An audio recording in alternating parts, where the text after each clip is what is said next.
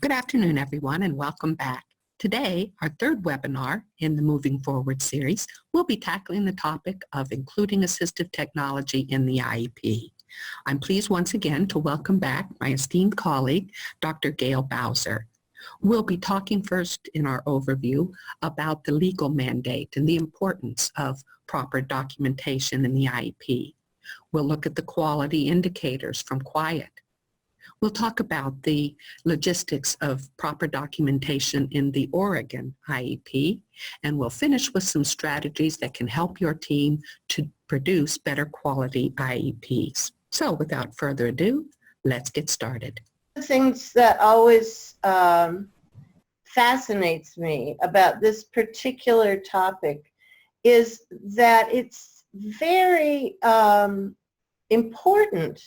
It's a very important topic to lots and lots of folks. And I want to say that one of the reasons we do these webinars and we record them as we are today and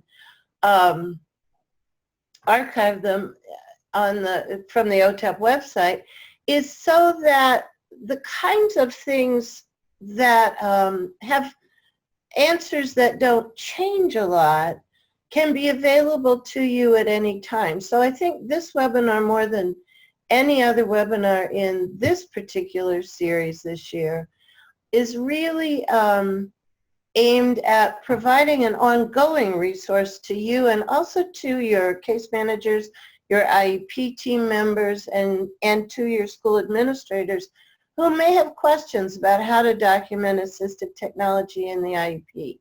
So I know some of you on this call have been doing this a long time, and you may have some very specific ideas about how you do things in your district. I hope that you will share those things with us, and I also hope that you will share with us any questions that come up for you in your work with assistive technology in the IEP, so that we can go ahead and address them in this webinar when it makes sense to address them, and make sure that we do have a good archived recording of as much as we can about the importance of documenting assistive technology in the IEP, and also the best way to do it so that everybody understands what's going on and what's needed for the child.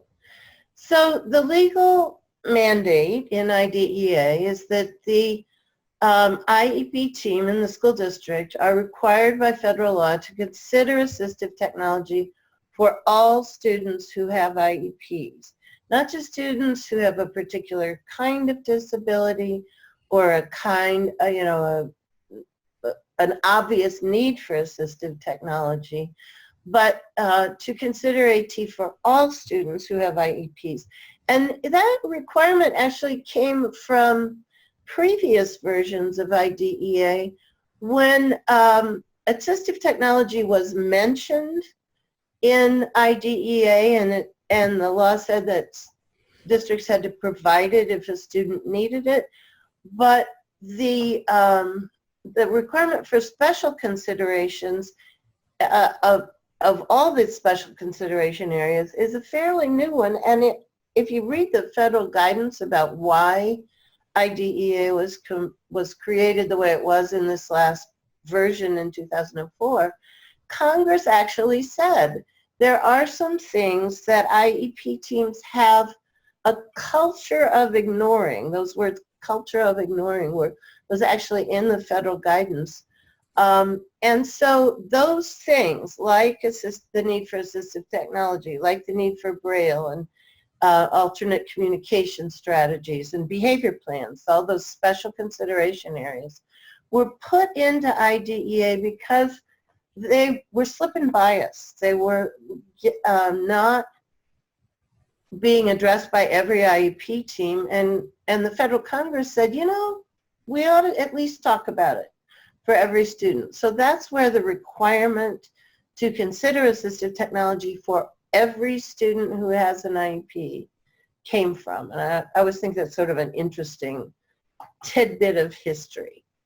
The IEP team is is required to collaboratively determine the AT needs of the students. So not just a specialist identifying a particular assistive technology need, but all team members working together to make sure that assistive technology devices and services that are needed are listed in the IEP. And then to provide AT to all students with disabilities if it's required for them to receive a free and appropriate public education. And this last bullet I want to point out really is all students with disabilities. So it addresses the requirement for all students who have IEPs that we talked about just a minute ago, but it also includes students who may have disabilities but not need specially designed instruction, but need assistive technology under access to their education, which would be Section 504. So that's the legal mandate. That's a big bunch of ideas for the legal mandate. And Deb, you're driving, so can you go to the next slide?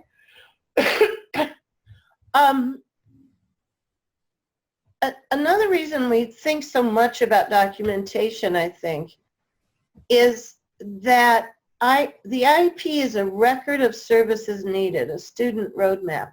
At some level, it's an agreement between the school district and the family about what will be done for the student. Now, it's not a formal legal contract, and we aren't guaranteeing that we will meet every goal that a student that we develop for a student, but we are guaranteeing that if we say we're going to provide devices or services or some support of some sort in this record, we will do that. So there's a sort of a fine line between what we say we will provide and that accomplishment of goals, which is really partly based on what the IEP team does, but partly based on student performance.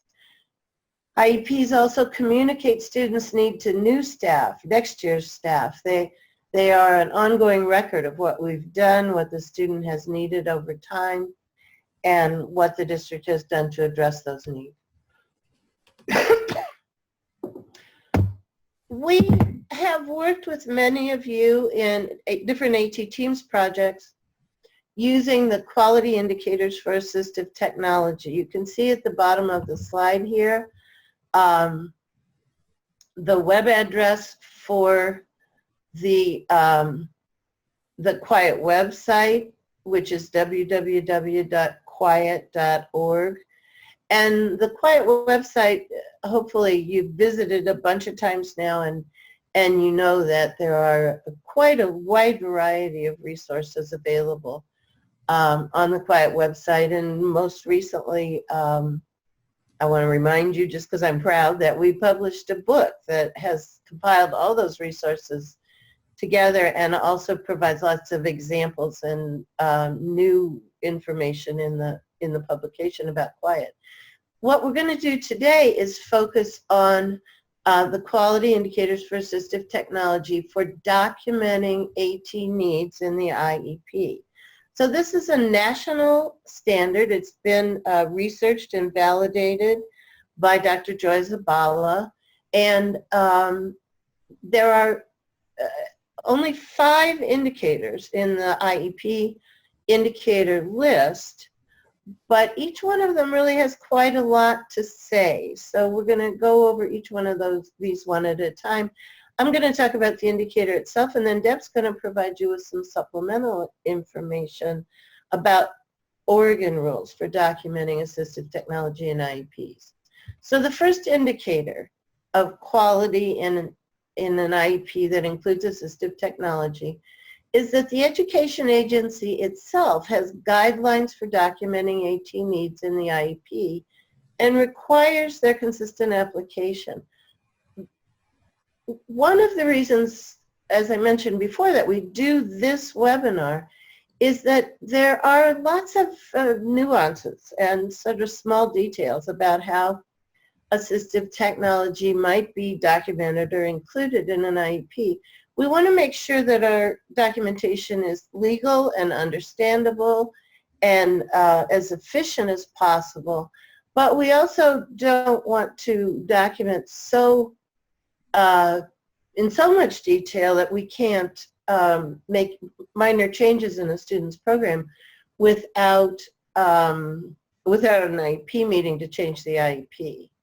So the intent of this indicator is that the agency will cover all the possible places and all the possible ways that assistive technology devices and services might be documented.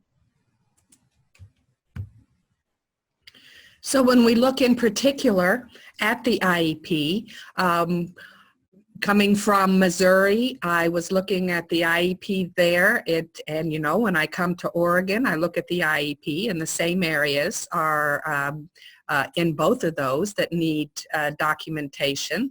The areas of special factors, of course, need to be marked yes. The present level needs to have explicit description of how the assistive technology is used, and the areas in particular. As we said earlier, this really is a student roadmap for what they're doing and what is working.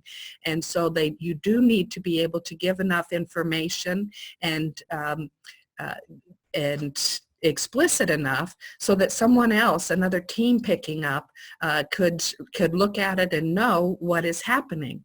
And you often hear where my student moved to a different state or a different area, and they pretty much had to start over because what was in the IEP was not documented to the point where it gave somebody direction on what worked for that student. So you just can't emphasize enough the importance of being thorough with your explanations. And so we also are looking at the area of statewide and district-wide assessments. We want to make sure that our academic and functional goals and objectives are really addressed. This, along with the present level, are two of the areas that I think it's a universal. In my previous districts, these were two of the areas that seemed to be that people would struggle with.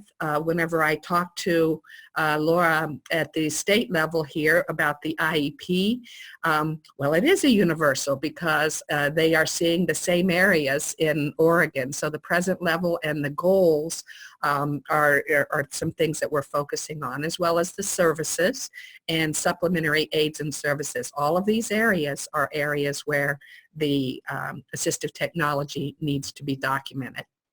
When we look in the IEP, of course, the first places that we're seeing the technology are under the special factors. Now, this is what the current IEP looks like. I realize that there are some areas where they're still working on moving over to the new system.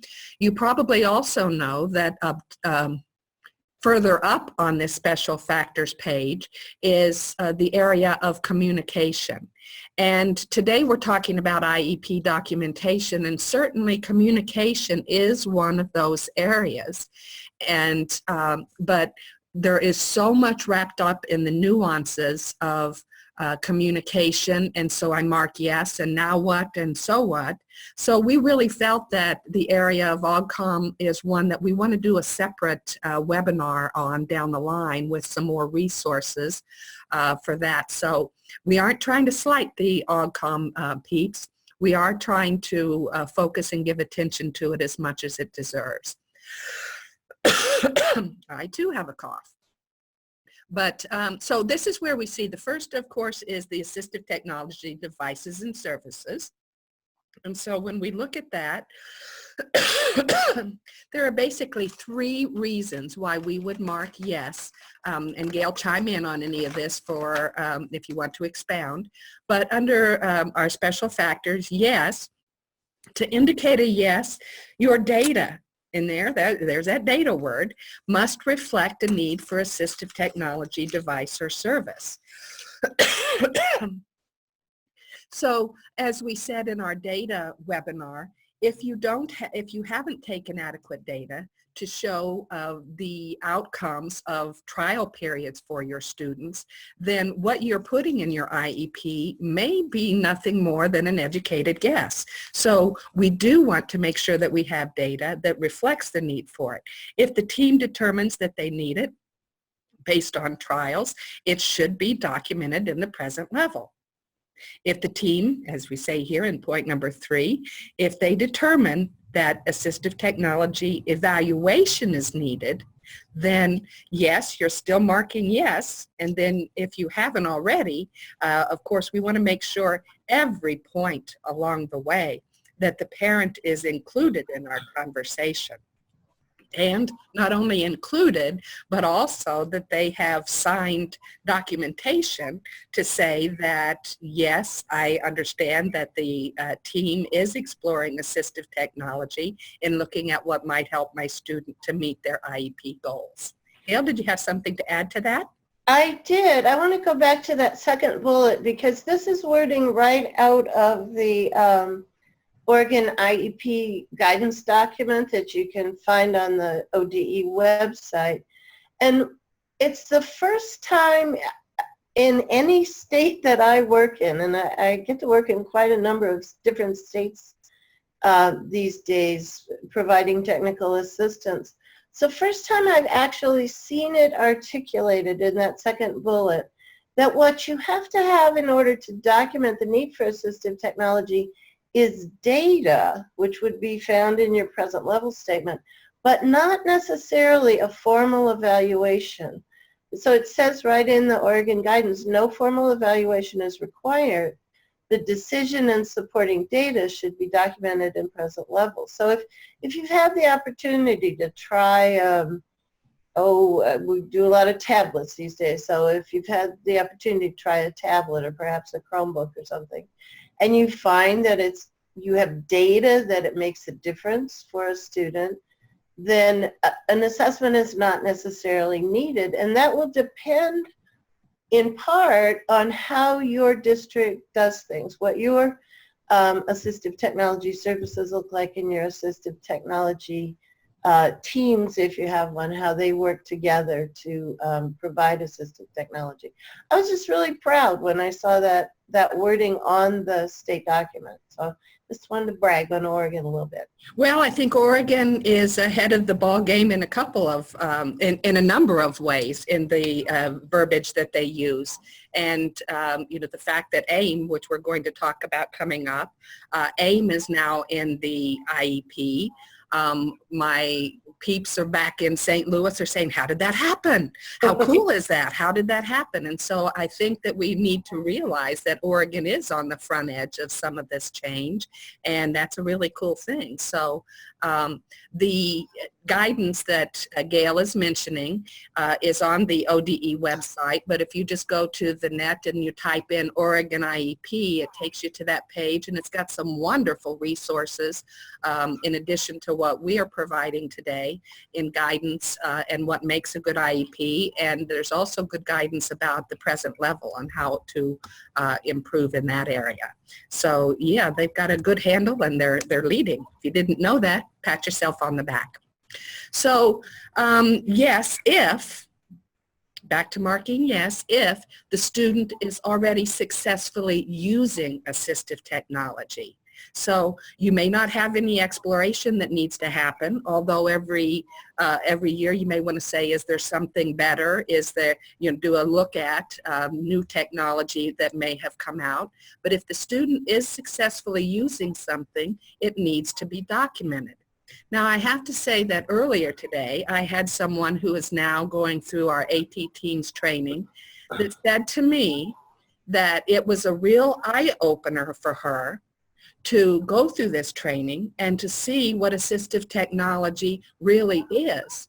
I think that might be true of a lot of people, that students might be using something that is considered assistive technology, but maybe they don't realize that it is.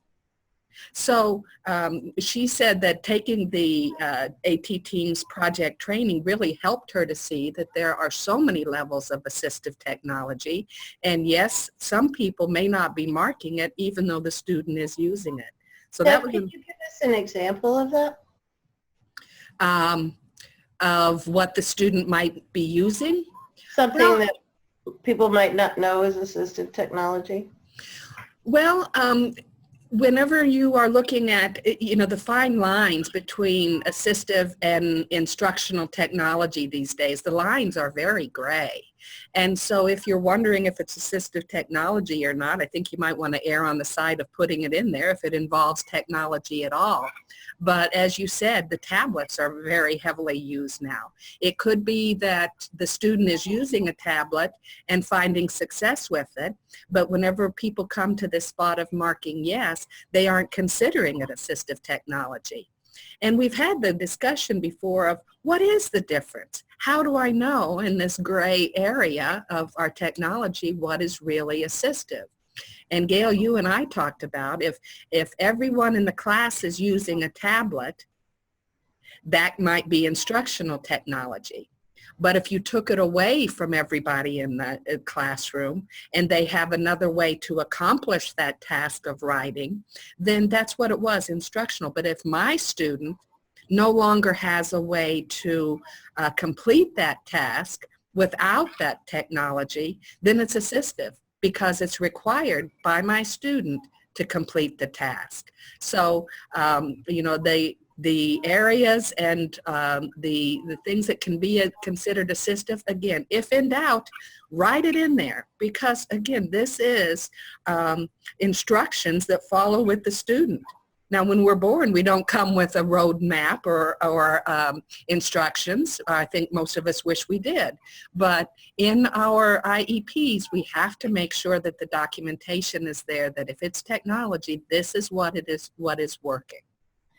And Deb, I'd like to talk with people, especially those of you who are working in AT Teams projects, about gray area questions like this. I think it's so important to have a conversation with your district administrator as you begin to develop, we talk about written guidelines, that's what this indicator is. As we talk about written guidelines, it's really important to involve administrators in that conversation so that they too can weigh in on when do we call it assistive technology, when do we not, when do we call it an accommodation, when do we not. If you have a rich and full conversation about some of these documentation issues, I think that you're much more likely to have it be consistent in your district, which is what's important at a district level, is making sure that kids have equal opportunities. And you're also much more likely to get administrative support for some of the AT kinds of things that you're recommending. Exactly. Having the conversation, that's important. So AT is required. Some of the considerations that you want to look at is that it is required and the team knows the nature and extent of the devices and the services that are needed and that they are to be provided, that the devices and services are documented. So again, if in doubt, put it in there and make sure that you are explicit in explaining what is actually working for this student. So some of the examples might be that it has been used to obtain present levels of academic achievement and performance and can address the new goals and objectives. So you may want to go through your IEP, and then when you come to the point of creating your new goals for the student, then looking at what is it that the student is going to need in order to meet those goals, what assistive technology. And if there is something that is in place that can address that, great. Your assistive technology answer is going to be yes. But if there is nothing in place, it's still going to be yes because you're going to be exploring tools to help in meeting those new goals. So assistive technology has been, our next bullet, has been used to obtain present levels and functional performance, but something different might be needed. So when you're looking at your student is going to go next year and they're going to be in a different level of a class, a different environment, different teacher, different expectations, it is still important to look and say, is the technology that is currently in place going to be adequate for the new environment and the new expectations? Regardless, you are still marking yes for assistive technology because it's still going to be a factor in the student's success in meeting IEP goals. And also you're going to mark yes if it has not been used previously but is going to be needed for the new goals. So maybe they haven't had it before, but when you're looking at the plan, where are you moving? It could be that now in order to reach those goals, something might be needed. Gail, is there anything you'd like to add to that? I think you did a great job. Let's go ahead and go on. All righty. The IEP team anticipates that the student will not be able to participate in the program or make reasonable progress without the assistive technology. So that's what you're saying, that we're marking yes because without it, we are setting the student up for goals that they don't have the tools to achieve. And so again, the specifics of that all need to be documented in the IEP. Special factors are yes if the team has the knowledge. So some of you have been going through and working with students, and you know that because this student has a similar profile, that might be something that you want to try with that student. If you have the knowledge, mark yes, and then you have the tools already that you're going to investigate and address the areas that may be of educational concern.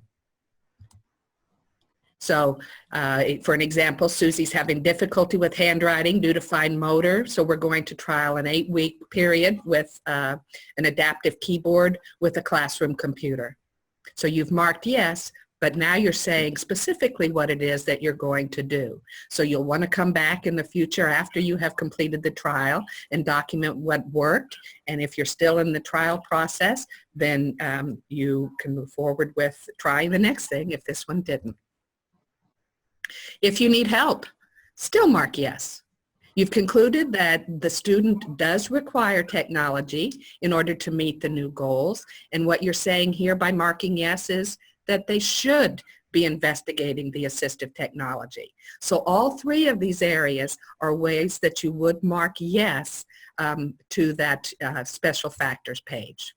So you determine whether or not the student requires it, and determine the nature of an extent, but you are needing more information before you can specifically document what the student needs.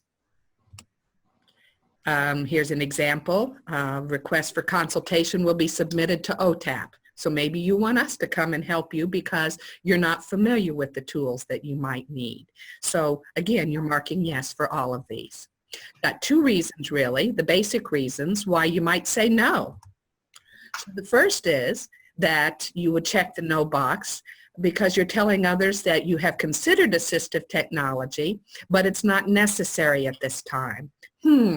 What does that mean? Well, it may be that the student may benefit from or may need the technology, but maybe you're still working on the skills in order for that to come into place. Or maybe the student is making adequate progress towards their IEP goals. So you've thought about it, you've considered it, but really at this time, there is nothing that needs to come into place.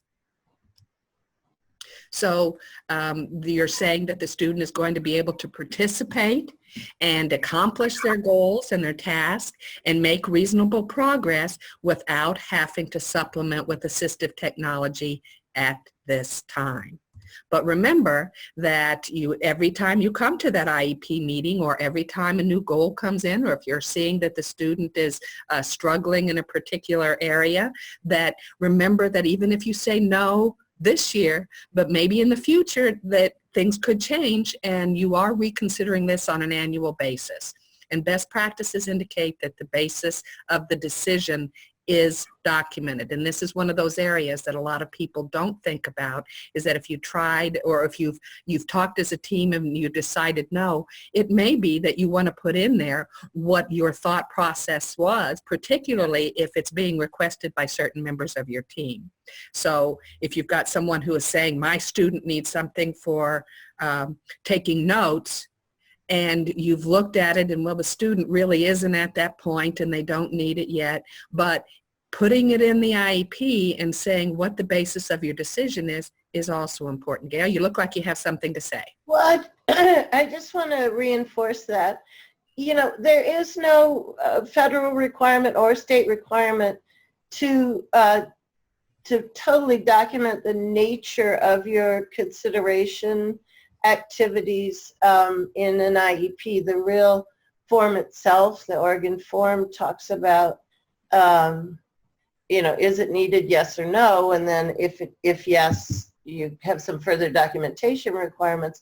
But sometimes many districts have some sort of a consideration form or some kind of documentation that they do, at least in the IEP team minutes, in order to make sure that when there's a potential for conflict, or when there's a potential for questions to come up later, that those things are documented somewhere in the IEP or the IEP meeting minutes, in order to ensure that you do know why you said no at the time. There's not a requirement to consider, although some districts have a consideration. I mean, there's not a requirement to document your consideration, but some districts do have a consideration form that they use fairly regularly, just so they know where they are with that conversation. Exactly. Thank you. So moving back to our reasons we might say no, the second one is that evaluation is necessary to determine whether technology devices and services are required. So if there is, all right, sorry about that. I'm mouse happy here. Evaluation is necessary to determine whether assistive technology devices and services are required. And so this seems like it's contradictory to what we said earlier, because we said mark yes if you believe that there is a requirement for a tool to help in meeting their IEP goals. So this sounds, it's like it might be opposite of that, but if there is evaluation, Gail, would you expound on that? What is your, I'm trying to put it into words, and the exact words are not coming to me. Sometimes a team says, yes, we think this student needs some kind of alternative communication system. Can't talk, can't communicate with peers. This student needs an alternative communication system, but we don't know what it is. In that case, you're saying, yes, assistive technology is needed for this student. But in a case like this, what we're saying is, we don't know if assistive technology is needed or not. We don't know either enough about assistive technology, or we don't know enough about the student, so we really can't say yes or no. And the guidance from Oregon at that point is, if you can't say yes or no, you should be saying no and going ahead with a formal evaluation or some sort of evaluation process to get to determine whether assistive technology is needed. And then you may, in fact, have to go back and change the IEP if that evaluation comes back and says, well, yes, try this assistive technology. Okay. So the example that comes to mind just off the top of my head is students with significant motor impairments who may or may not be able to use something like a head pointer device for computer input or typing or communication, and we have no other options for written communication or verbal communication, so we just don't know. So, and often those evaluations require some people with some pretty specialized expertise. Okay. Thank you for clarifying that. I appreciate it. So moving on, the next area that we see under our special factors is coming back to AIM, accessible educational materials, and it is specifically in the Oregon IEP, yay Oregon. And so to indicate yes, there must be evidence that indicates that the student cannot use the materials that are typically provided. And what is typical? Well, typically that is the book that we have relied on since the beginning of time to teach. It's the hard copy. When we think about students who cannot make use of the book, we think particularly about students who have visual impairment, students who cannot independently turn pages of a book, and students who cannot access and let's say read and take in information in the standard way. So the student is not able to make use of material that is normally handed to them in hard copy. So you can indicate, yes, there is evidence and this student we need to have something different. The materials, it refers to changes of the materials. This is key, not in modifying the content. So you're only offering the same content at the same grade level in different format, which could be print, it could be large print for visual or braille, or it could also be audio or digital. But it is a change in the format that the student is receiving rather than a modified curriculum. So supports for students who can't effectively use the materials, and again, that's the areas that we were just talking about. It does no good to some students to hand them the traditional method of instruction. What we have learned about accessible materials, and this comes from the National Center on Accessible Educational Materials through CAST, on the East Coast, when AIM is explicitly incorporated into the IEP, the likelihood is increased that the student's use will become an effective and integrated part of the learning process. Well, partly, if it's documented, well, you know, it is there and it does have to be done. It does have to be provided. It does have to be delivered to the student in a timely manner, which means at the same time as their peers, but because it is there and documented, it is more effective, and the student can start to embrace and use it and grow with its use over the years. Gail? The next indicator in the quality indicators for assistive technology is that IEP content about AT use is written in language that describes how AT contributes to achievement of measurable goals and observable outcomes. One of the things that we see over and over again is that assistive technology is somehow just written down somewhere. It might be something like in the present levels, using an iPad, the student completes all written work. Well, that doesn't really tell me a lot about what's going on with that. So the content, especially when you're at the level of goals and objectives, but also when you're at the stage of writing present levels of performance, it's very important to talk about things that will help me understand as an individual what's going on with this student. I always like to talk about the stranger test when I talk about how IEP goals are written. If I am a stranger to your school or a stranger to this particular student and I read this IEP, well, I know by the time I'm done reading the IEP what's going on with that student in terms of assistive technology. And in fact, that is what happens for most school districts. At some point in their district evaluation and at some point in the annual performance reviews for districts, somebody is looking at IEPs who doesn't necessarily know the child and and needs to be able to understand what's included. So that's what this indicator is about.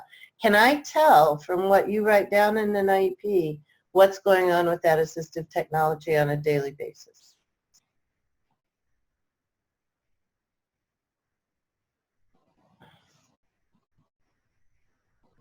Deb, you're muted. Thank you. Yeah. You hear me better this way, don't you? I can. So now moving on to the area, the present level, and what Gail said is so true here in making sure that if someone else is looking at this, that it makes sense. So many times people think, oh, well, our team probably knows this. We don't have to write that down. Well, it's not always about the current team. It's about somebody picking up and implementing. If one of your team members who was the keeper of all of the information wasn't there, decided to retire, who is going to be the one who knows? Well, you don't have to rely on your memory. You do need to be able to rely on your IEP in the present level, looking at the strengths, interests, preferences, looking at what they are good at, the areas of concern, the things that students are interested in. And for any of you who have ever worked with, let's say, the SET process for assessment, you see that these areas in the IEP correlate directly with the areas that you consider for the students' preferences, for the environments that they're in, for the tasks that are expected. All of these things start to come together. So the information that you have here is just going to help you make the better decisions all the way down the line. So when we look at the present level, so we decided yes, that the student needs it in our special factors. So what are we going to write in our present level of academic achievement? What we might say here is that John is currently using a portable electronic word processor to complete all written expression assignments. Now looking at this description, you may think a portable electronic word processor. Well, that sounds like something that might have come over on the Mayflower. We use computers now. But remember that you are also not wanting to name the device. So if the student is using a tablet, electronic word processor, if the student is using word prediction with it, make sure you're saying word prediction with speech output if that's what the student needs. But naming a tool is not the proper way to go about it. You're not going to say they're using an iPad, because what if tomorrow something better, a new mousetrap comes out and the iPad is not the tool of choice? Then you've got the student tied to the iPad because that's what you put in the IEP. You might want to say, if the student, if it's a no to special factors, how are you going to document that in the present level? You may say something like this, that the student is currently meeting all of their IEP goals with adaptations and modifications and assistive technology that are in place, or I'm sorry, an assistive technology is not needed at this time because everything is in place and they're making their progress. So another example here, that they have difficulty communicating, an assistive tech reeval will be requested in the area of communication, determine if services are necessary. So this goes back to that last example we had earlier, that we're really not sure. We've marked no, and so an evaluation really is required for us to know if assistive technology is what's needed here. So another example of a present level statement, they understand instructional content at their grade level. This one, it would be for the use and justification of AIM. They understand at their level, but independently read at a different level. So there's 3 grade levels difference here. Using a tablet computer with audio support, so they're naming the features of it that the student needs. So that's got speech output. They successfully perceive and interact with the digital text formats of grade level textbook. So whenever this student is hearing the material, they are able to function and work with grade level textbooks. So that's how you might want to put that in your IEP, your present level. So again, do not specifically name the tool. Don't say that they're using a Fusion. Say that it's a portable word processor. And instead of saying that they have difficulty using a pencil, to complete a class. Tell them what it is that does make the student successful in completing written work. So remember, when you're documenting, you should be answering the questions of who, what, where, why, and how of assistive technology. When is it used? Where is it used? All of those pieces that help somebody to know so they can pick up and move forward. So looking at whether or not a student's device needs to go home. It is the IEP team's decision on whether or not it needs to go. If it is needed at home in order to receive FAPE, the free and appropriate public education, if it's needed for homework expectations, it is most likely needed to go home, and that too needs to be documented in the IEP. Gail, anything to add to that? No, I don't think I have anything to add right this moment. I did want to encourage you. We're a little over halfway through our time together, and if you have specific questions or specific things that you've thought of as we've been talking about this, I want to encourage you to type those messages into the chat box, or just unmute yourself and ask your questions as we go along. We're running through this pretty sequentially because it really is a sequential thing, but I know that many of you have in your head something that I like to call a yeah, but. So if you're thinking, yeah, but what about this? Now is a good time to start typing those into the chat box or unmuting yourself and asking those questions, so we make sure that we get them all addressed before we finish our time today. Absolutely, absolutely. So I am going to pick it up just a little bit and move through here, because you have some goal writing discussion that I think everybody's going to need and appreciate. So again, moving to the next area, we're looking at district and statewide assessments. And the team should document all of that, no surprise here, including the specific universal tools. Excuse me, sorry.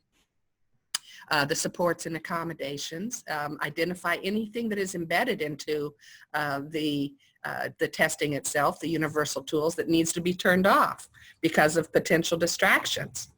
Identifying the accessibility support should be labeled as designated support, accommodation.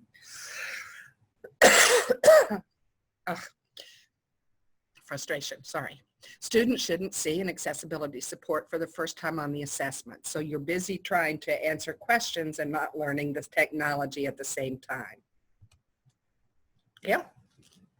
The next indicator is that the IEP illustrates that AT is a tool to support achievement of goals and make progress in the general curriculum.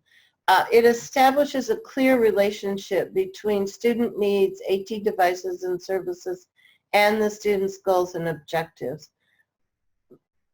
Ideally, in a good assistive technology process, most goals are developed, whoops, take me back please, there. Most goals are developed before final decisions about assistive technology are made. Now, if you've got a student who's been using assistive technology for years, you're going to have some ideas and some history in the IEP about how assistive technology will be used for this year's goals.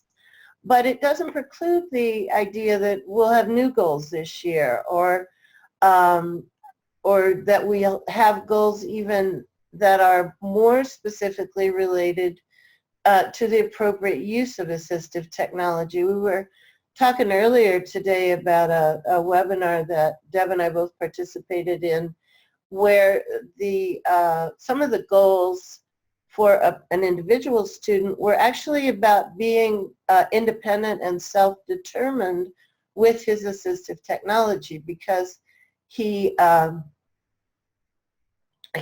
needed to not only use the assistive technology, but be able to use it independently by the time he left his high school program and moved on to a college program.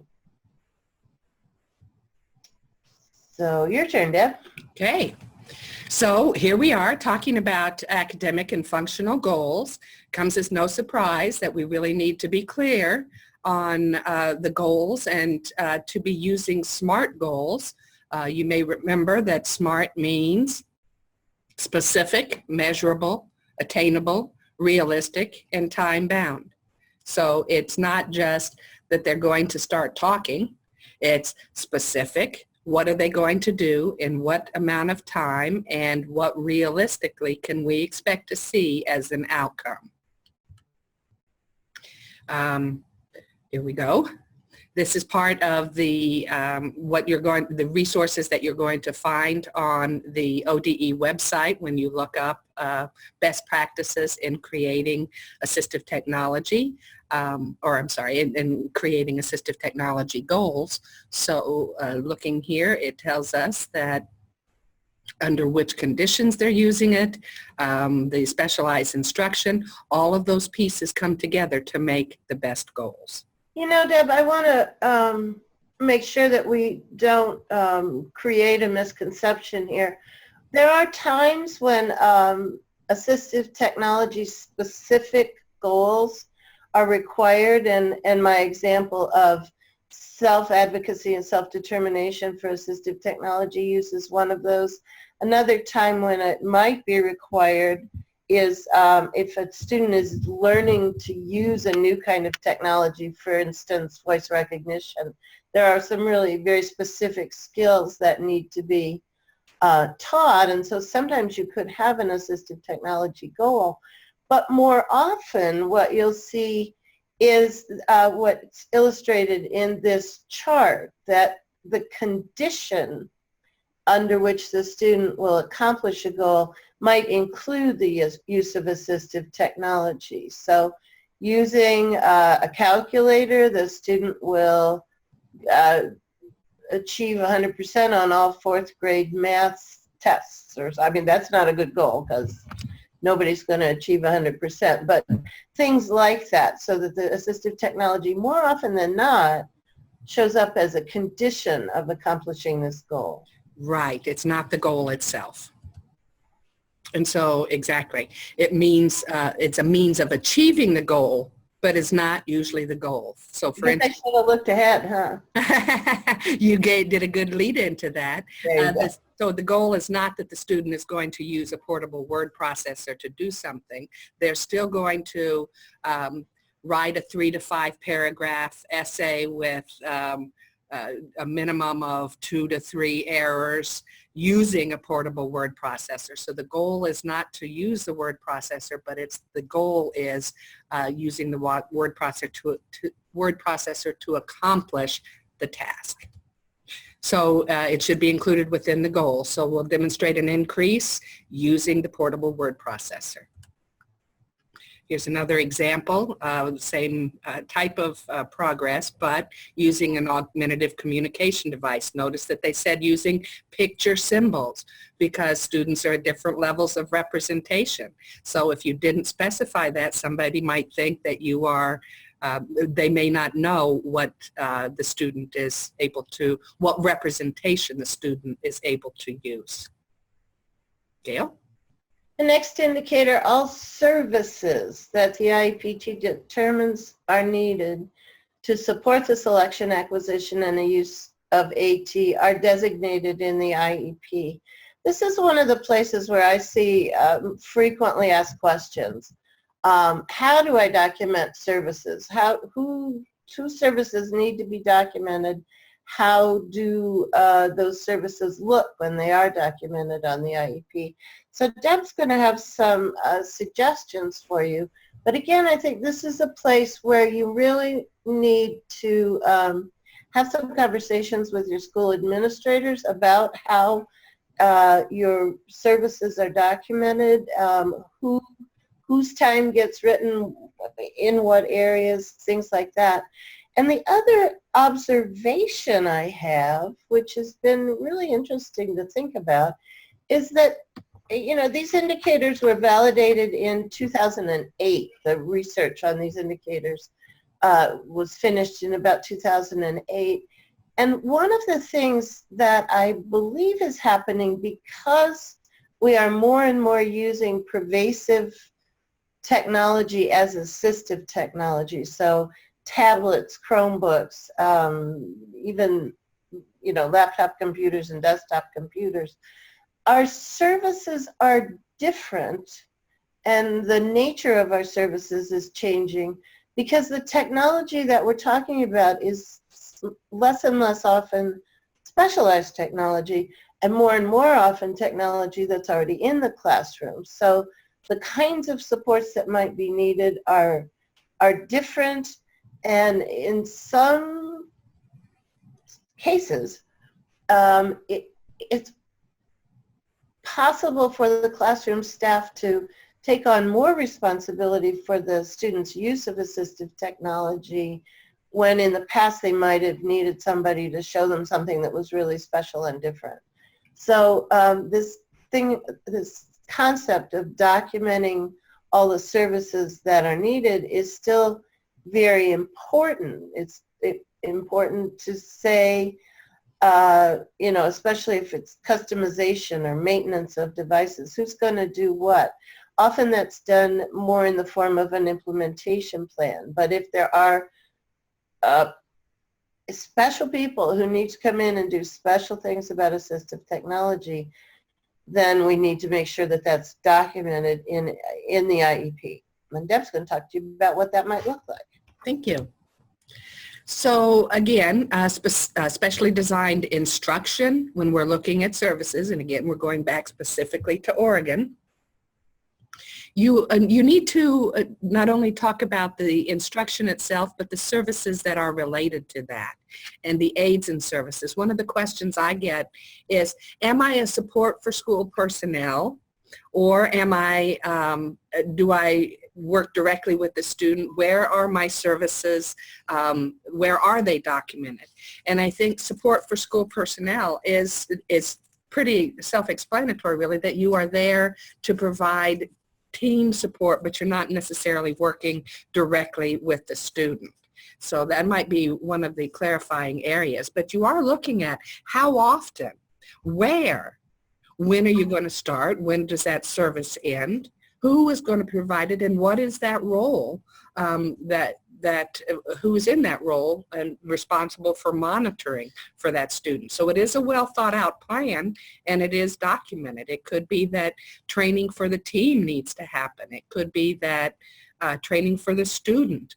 All of those pieces and required, whenever you look at the definition of assistive technology services, it's from start to finish. What needs to happen in looking at, exploring it, training it. All of that is included in the definition of assistive technology services. Hey, Gail. Deb, I think this is particularly important in a state like Oregon, where we have local district services, regionally provided services, school education service districts that may be providing some of our services. There's such a range of different agencies that might be providing the related services and the supports for staff and things like that, that when I have been in IEPs or in IEP meetings that had conflict involved in them in the state of Oregon, it was often because we weren't really clear about who went in that provider column. Was it the ESD OT? Was it a vision specialist from regional programs? Things like that. So I think this is an important thing to think about as we document the use of assistive technology. Great point. Thank you. So, example of services and supports, that the teachers and parents will receive training to support use of the materials and technology. If a student requires accessible materials and there needs to be text conversion of some kind, then that needs to be part of the plan. Who is going to support that activity? And if there's additional accommodations or additional tools, here we say that Sean is going to require headphones and preferential seating because he's going to be using text-to-speech. So these are supplemental tools that also need to be documented. And here we might say, this is under supplementary aids and services, that portable electronic word processor might be used for 150 minutes a week in gen ed, or that they need access to an AUGCOM device in all settings, which they do because it's their voice, so they are going to need it for every minute of their gen and special ed settings. So these are the things that need to be there so that it is clear to the team. So modifications change the learning expectations. An assistive device or service, including the teaching, might go in the supplementary aids and services area. The aid or service should be specific and replicable. So here we say assistive technology. If that's what you write, it is not enough. Remember, you have to provide the details to say who and when and where. It has to be specific. So this, under supplementary aids and services, this is the modifications that change expectations.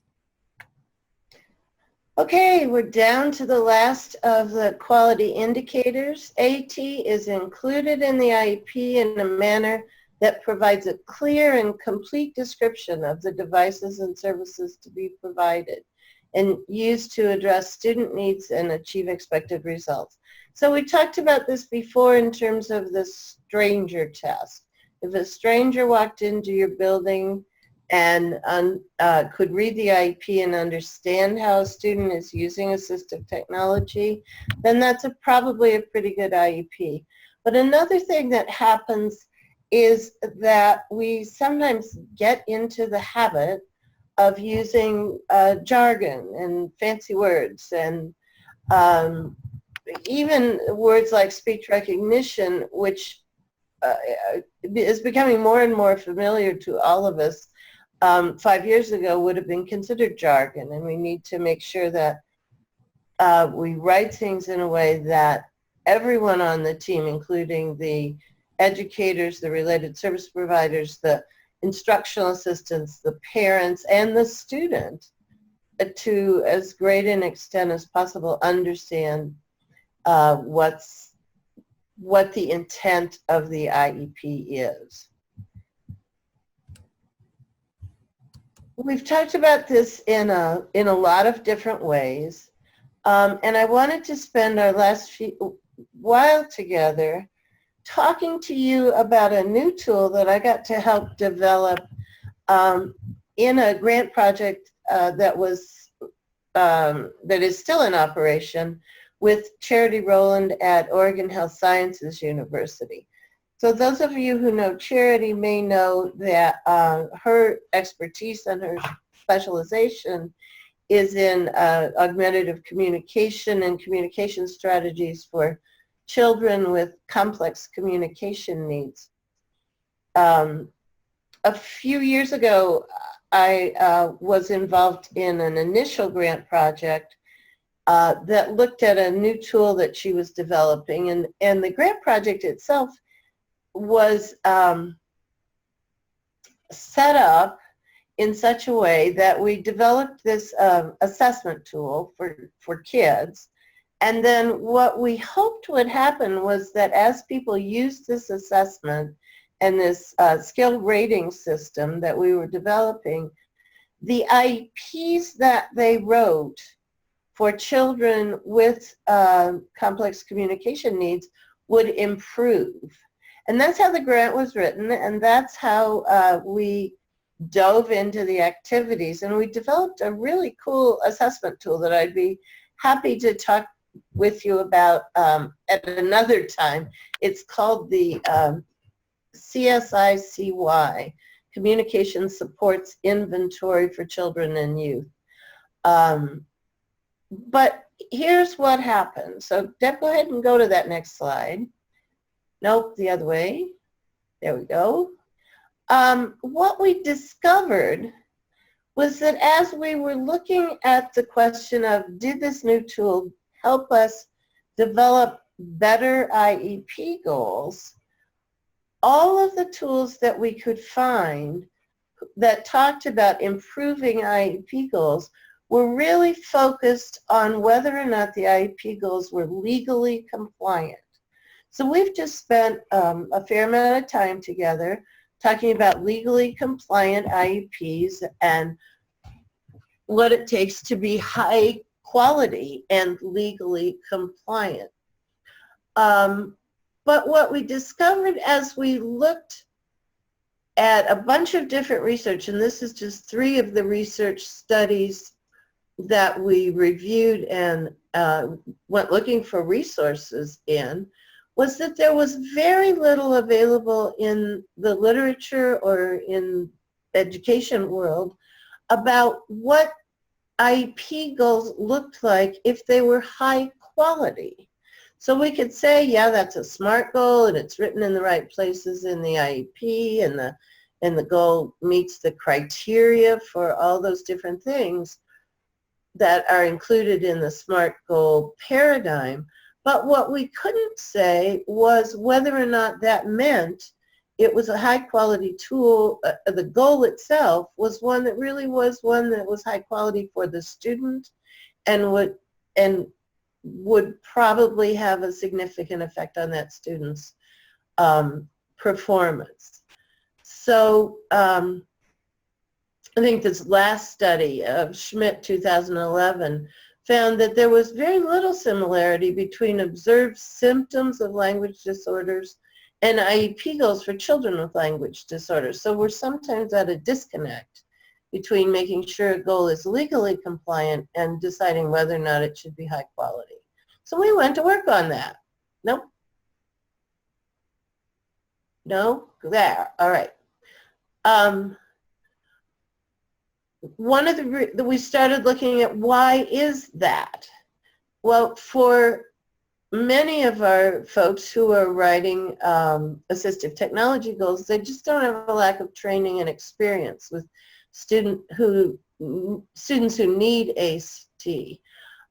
So we're trying to address that today in this webinar and in a variety of different ways. And again, if you look at the ODE guidance on writing high quality IEPs with an eye to what does that mean for assistive technology, I think you'll find an amazing support system for how to do good AT and IEP. But we still wanted to talk about the quality of our AT goals. And one of the things that sometimes gets in our way is the goal banks that we are using in various different formats around the state and around the country, which really aren't specific enough and which often don't even mention assistive technology.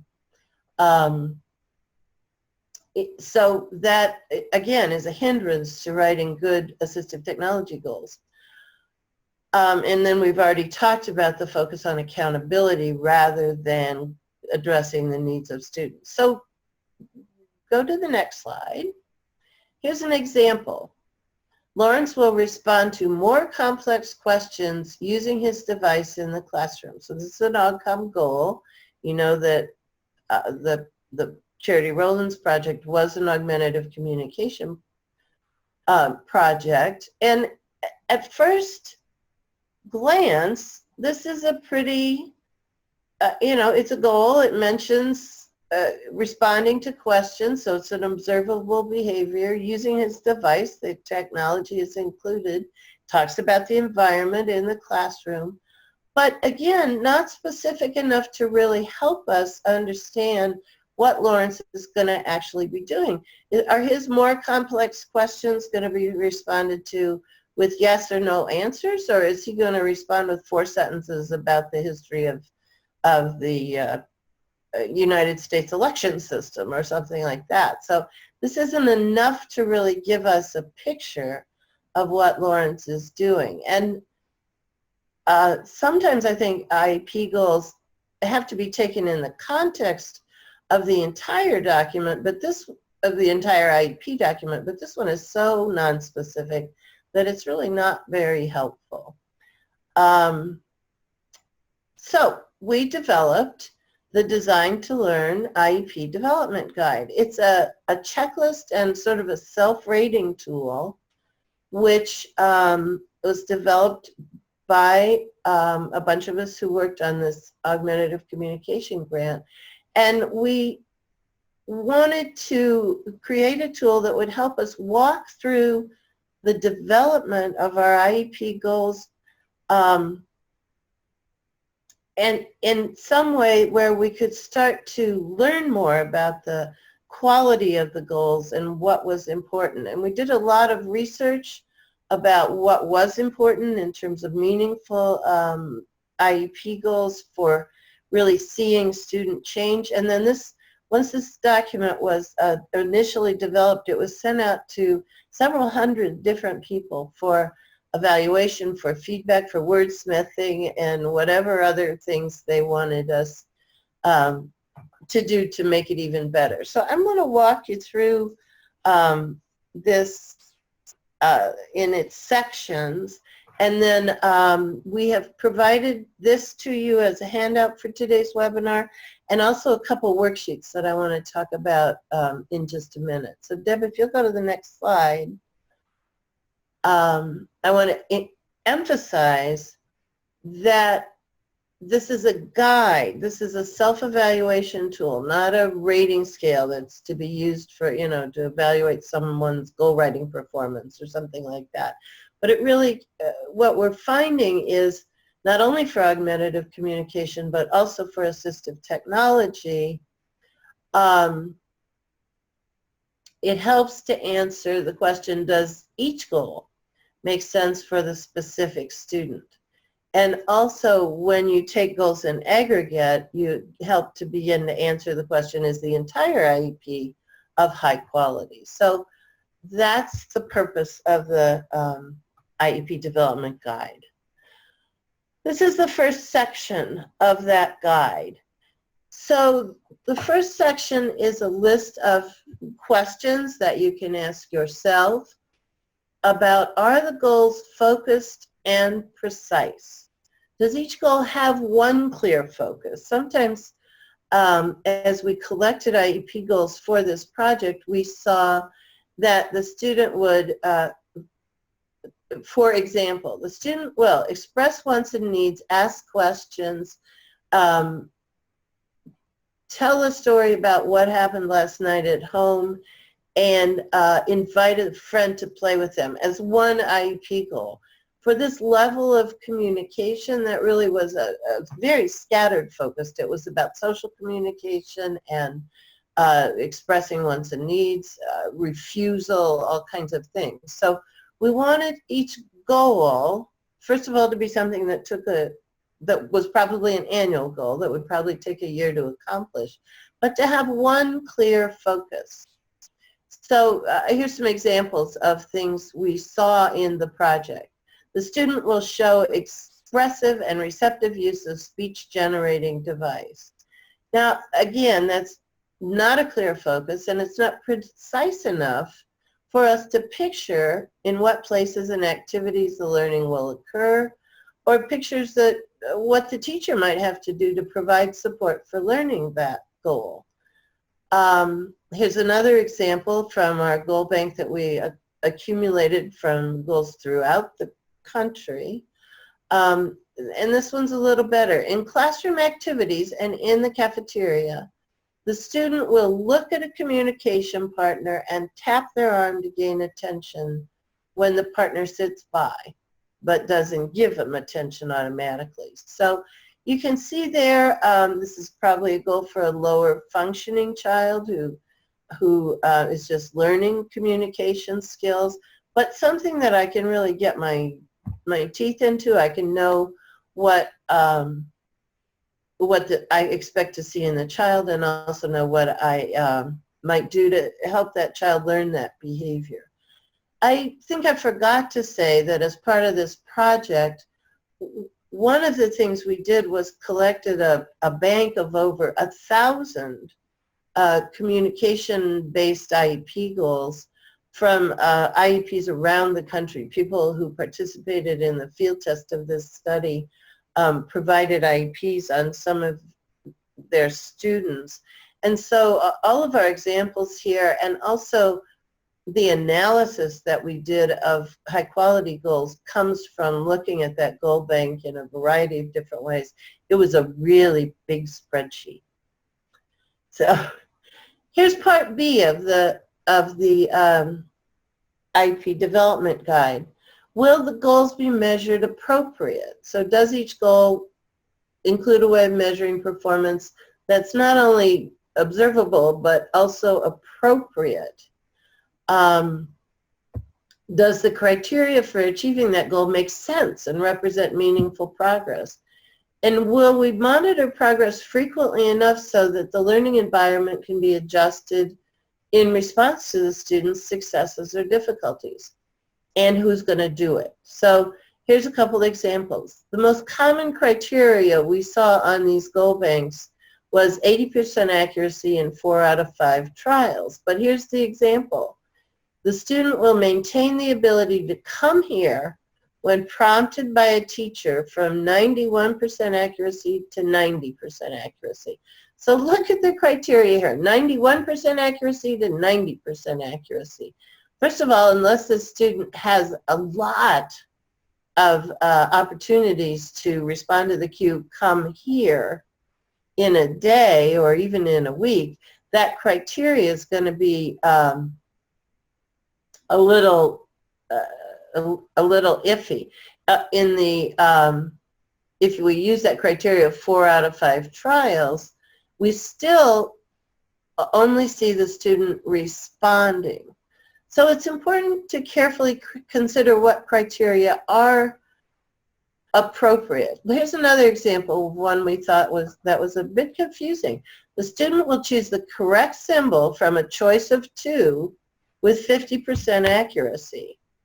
Now somebody wasn't doing their math, because chance would indicate to me that if you had 2 choices and you chose the correct symbol half the time, you could be flipping coins just as easily and still have good criteria.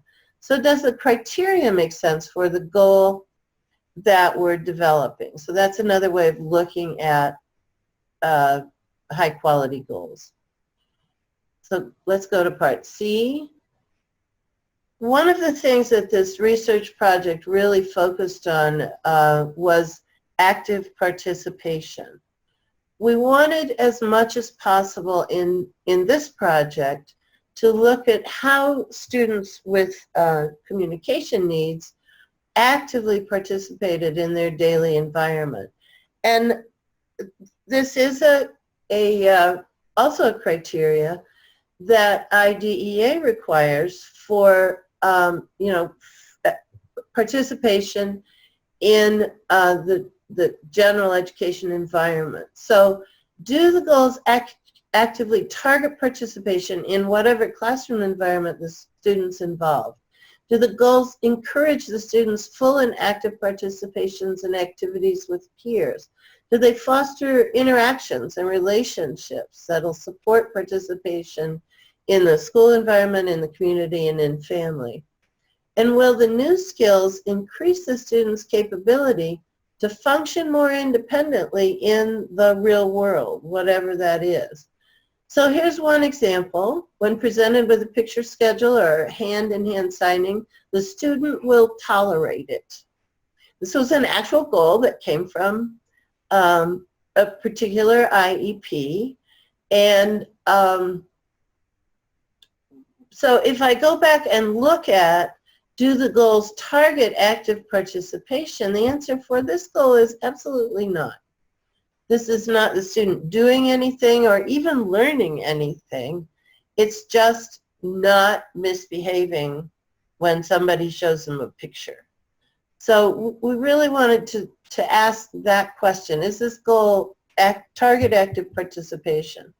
So here's one. The student will use picture symbols to request needed materials from friends to help set up a small group activity including science, art, and snack. So you can imagine a bunch of kids sitting around a table getting ready for some transition or the next kind of thing that might go on in the classroom.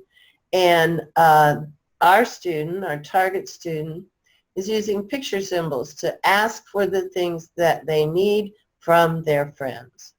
So again, a much more active participation goal. Are the goals student-centered? Will the learning occur during preferred activities that motivate the student? Does the student have the capabilities, the physical, sensory, and intellectual capabilities to learn the targeted skills? Do these goals offer a reasonable challenge for this particular student? Do the goals describe cues that match the student's need? Or skills that match the student needs. Rather than provide you examples here, we wanted to talk about some of the research and the big ideas behind being student-centered goals. One of the things we know is that learning is improved when the goals focus on individual strengths, interests, and emerging skills. So that's really, if a goal is applied to a real kid, it should be an annual goal that's meaningful for that student. Students who require extensive intervention and have to work harder than most students benefit from highly individualized instruction. We know that it's a basic premise of IDEA. But goals should represent a significant but not overwhelming degree of challenge for the student. I think this is where we really get into what is the student's instructional level, what is the student's mastery level on this in the same area, and are we challenging that student to make progress at the instructional level. It's important also to provide cues that accommodate the student's physical and sensory capabilities. So again, this one tends to be more about augmentative communication and the kinds of things that students are learning. But are the goals student-centered? Now, let me say, student-centered goals, student-focused goals are a requirement of IDEA. But some of the things in this part of the checklist really are about quality of the IEP and not so much as procedural compliance. What we're finding is when people start to think about student-centered goals and the previous area of active participation, what we see is the quality of the goals and the quality of the entire IEP is improved. So we got a couple more sections. Are the goals functional? Do the behaviors to be learned serve a useful purpose? Are the targeted behaviors likely to carry over to other settings? So are they generalizable? And can the goals be implemented by other people under natural conditions outside of the school? So here's sort of a non-example. The student will repeat names of 5 body parts. Well, that's very nice. But unless they can functionally use those names of body parts, that may not be a very useful skill. A different kind of goal, the student will use speech-generating device to choose books and direct peers to turn book pages. So there we have social communication, requesting, skills for requesting things, and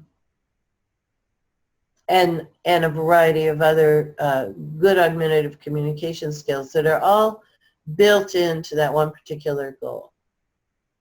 One more area, are the goals educationally appropriate? Do they represent logical next steps based on the student's current abilities and skills?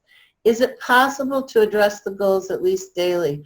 I was once involved in an IEP discussion with a school district where the actual goals for this particular child were involved with behavior in large group assemblies. And one of the things that was most difficult about that goal area was that it was important that the student not have a behavior meltdown in a large group assembly, but they only had assemblies about once every 6 weeks. So it wasn't necessarily a goal that could really be addressed in the IEP, and we had to look at how could we make that goal so that it was more about the student being exposed to large groups of people in other environments rather than just sticking with the idea of assemblies. Will the targeted goals help the student make progress toward the attainment of relevant educational standards? So here's a goal that might not actually be an annual goal. The student will identify his own towel when taken to weekly swimming lessons. There are some issues with that goal. It could be broadened. It's probably fine to know how to identify your own towel, but it's probably even better to identify anything of yours that has your name on it, or however they were working on that goal. So the problem with that first example is that it doesn't happen daily. There's no description of what the student will do once they identify their towel. Will they just point to it? Will they use it for something? Things like that. So those to increase the quality of this goal, even though it's procedurally compliant, except that it doesn't have the criteria in it, we'd want to make it a more meaningful and educationally relevant goal. Final example, the student will initiate comments and questions as directed to adults or peers, 4 words per comment, 5 or more comments per day, 2 days a week. Now, this one has criteria and is educationally relevant. We can begin to define what those comments and questions might be about and really have an educationally appropriate goal. The last area on the Design to Learn IEP Development Guide is just a general set of questions about, is the entire IEP of high quality? So those are the things that we talked about earlier today. And I'm going to just leave you to go to the next slide, because we've really spent quite a lot of time on this already.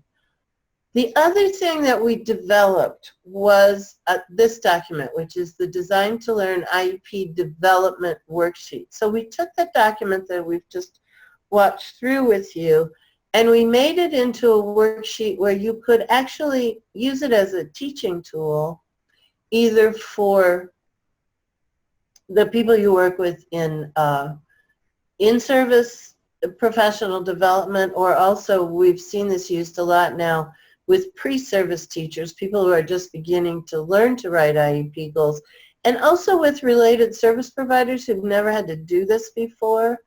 It's been a valuable tool for them. So we've provided you with this worksheet, both a sample that's filled out and one that's a blank worksheet for your use in your own assistive technology work. Again, we've talked in the first part of the webinar about procedural compliance, SMART goals, and all the places that assistive technology might be written in an IEP. This is, I think, hopefully a valuable additional resource for you as you begin to think about, or help other people think about, writing IEP goals that include assistive technology that make sense and are of high quality in terms of the outcomes for the student. So Deb, I'm done. That was the end of that. We'd love to hear your ideas, questions, or comments, and thank you for joining us.